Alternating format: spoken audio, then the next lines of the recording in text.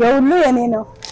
ስሜ ማለት ወርቆ ስራዬ የባኞ ቤትና የቧንቧ ቤት እቃ ሽያጭ ነው።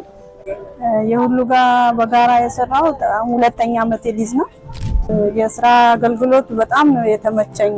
ለኔ በራሴ ተመችቶኛል። እኔ ሰማሁት ያው ከቢሮ ከሚሰሩ ሰዎች ወደኔ መጣው አንዳንድ ወሬዎች ሲያወሩ በዛ የሁሉ ብድርና ቁጠባ ለምን አትወስጂም በሚለው ጠየቁኝና እኔም ያው ሽታዬን እንትን አልኩኝ።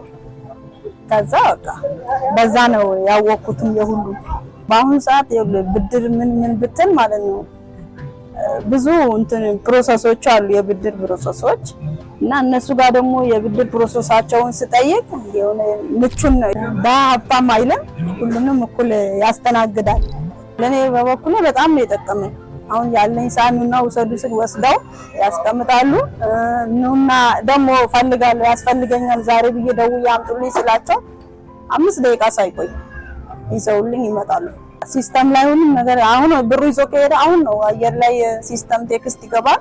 በዛ በቃ እኔም ብሩን ማስገባቴን ዳይም መቀነሴን ወይም ደግሞ ብሩን ማስቀመጤንም የሚያረጋግጥ ነው ቴክስት ይደርሰኛል።